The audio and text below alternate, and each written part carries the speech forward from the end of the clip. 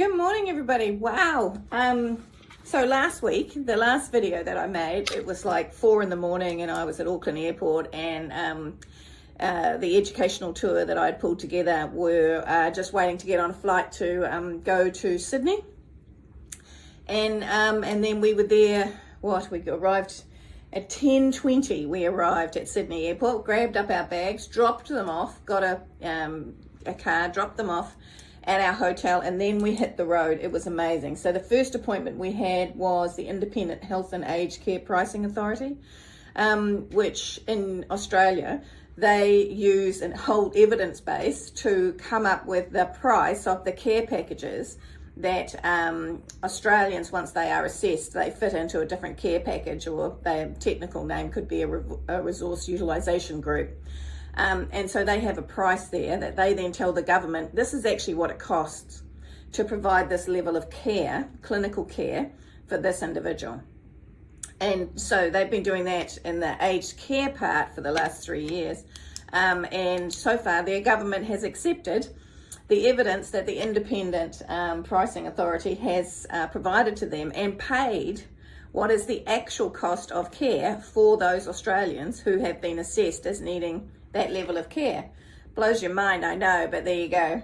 And then we went on to a facility, Montefiore Radwick, and that was to be able to listen and talk to them, the operators of that facility, around what was, how the reforms have been going, the pros and cons, etc. for them. Moved on to Hammond Care, which that was really fascinating. Hammond Care provides quite a lot of services to, across the Australian aged care sort of market, and one of them particularly focused around dementia was a 24/7 nationwide dementia line to support care partners in home with whether that be, like, they have the 24/7 telephone line, but they can also send out individuals to go and assist with care plans or support further in the home around planning for the loved one's journey, dementia journey. Then we went on to Estia Health, which again was a really interesting opportunity to sit down with some facilities and talk through what were the pros and cons of the reforms. And then we moved on to Dementia Australia. One of the individuals that was on our tour was Catherine Hall. She's the Chief Executive of Alzheimer's New Zealand. So this would be her comparative organisation. And so getting their feedback around how the reforms had been good for those with dementia in Australia, and the areas where they still see that there needs to be large improvements. So that was really useful. Got back to the hotel about 6 o'clock that night. So, having left at got to the airport at 4 o'clock in the morning, we got back to the hotel that night 6 p.m. and then did a bit of a debrief with the group, had dinner, and then crashed really. The next day we had to be at the airport. We were picked up to go to the airport at 4:15 a.m. Because we were flying to Canberra, and while we got delayed, unfortunately, but we still managed to get to Canberra on time for our first meeting, or just slightly late for our first meeting, which was Tom Simonson, my counterpart with Ageing Australia, met us at the restaurant, at the cafe where we were having breakfast, and he brought with him Craig Gear, who is the CEO of the Older Persons Advocacy Network. So they would be similar to Grey Power, and they had been part of the task force that had created the reforms, the ministerial task force.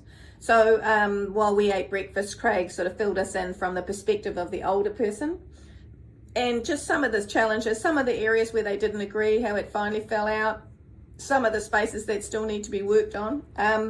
We left there, and by 10 we were at the Aged Care Quality and Safety Commission. So that is a new role, and because there's a number of new commissioners or new sort of oversight roles that have taken place in Australia. So we went there and had some strong conversations about their sort of monitoring of the sector, parts that have been valuable, parts that actually probably need to be pulled back slightly because they're administratively sort of over the top and actually don't get the outcomes that you were looking for.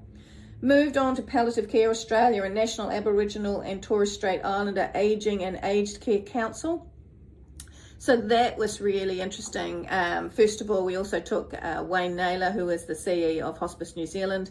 So that was it was an opportunity to talk about palliative care and what was happening in Australia.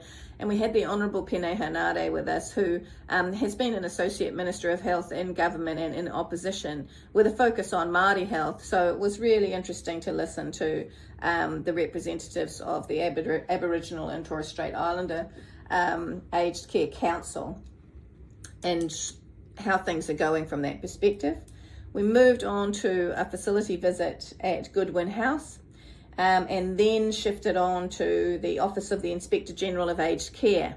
So that would be probably similar, I would say, to the Aged Care Commissioner that we have here in New Zealand, although again I think it's a pretty new role. So and then we went on to the Department of Health and Aged Care, and so that's literally like, I guess, our Ministry of Health, and that was low key, but it was fine. I mean, it was, pleasant interaction. And then we had to get back, and we arrived back in Sydney at 8 p.m. that night, and basically had a sandwich and went to bed. And then the final day of it was a bit of a later start. We got up at 8. Well, we had to leave the hotel at 8, and we went and we had a presentation by Standards Wise International Australia, which was fascinating, the amount of work that they are doing across the planet in this zone, really, like with CHOGM and other nations. And they gave us quite a lot of data around, projections here in New Zealand, projections in Australia and across the planet, which was really interesting. Then we also had a presentation from Manpower Group Talent Solutions, and that was really valuable. Ultimately, because workforce has got to be part of what is the plan, the big plan, to be able to provide care for, our seniors, for older New Zealanders. And at the moment, Australia is pretty much sucking up a large number of those workers that New Zealand is going to need, and we were almost a pass-through country, which is really interesting. We, Aging Australia, so Tom Simonson's organisation, organised a lunch for us with members, individuals from different facilities to come and sit with us and some of their teams, so that we could talk about from an association perspective and sort of a more charity, because we had a cross between very large urban providers, and now we started to move into the smaller urban charity-based regional providers. And so we went and visited Scalabrini, which was just a bit further out of Sydney, and is 100% charity based, not-for-profit based. So that was very useful to listen to their perspective, just a different perspective from a different type of a provider. And we went back, and we ended up back at the hotel, and John Butler from the NVC group came and gave us a presentation about some interesting training that he's doing with the Malaysian government, or a Malaysian funder, but which has inside this training component, it has a 90-day in country, so e.g. in Australia, training component. And it's of interest because one of the difficulties with a migrant workforce is actually the different nuances inside country and inside workplaces, and it's one of the areas that we are finding, or our members are finding, a reasonable amount of challenge. So having a trained workforce that has perhaps been educated in another country, which skills are recognisable, but then hasn't had 90 days in a nation not dissimilar from ours, is very interesting. And then we had a dinner that evening where we brought together individuals that we hadn't had the time to go and see, but that they had a certain series of skills and experiences around the Australian aged care reforms that their perspectives were really, really valuable. So I can see that the time is ticking down, so I can't make this video any longer really, but once we had to get up at 4:30 the next morning and head to the airport so that we could get back to Auckland. And then, of course, you guys had such terrible weather here in Wellington, we were unable to fly home that night.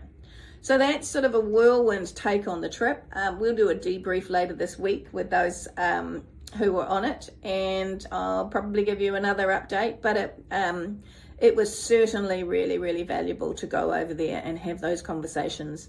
And all members of the tour group have remarked on how valuable it was to be able to ask the questions in the first person and hear in the first person the pros and cons to the reforms that have taken place over there. Okay, see you, bye.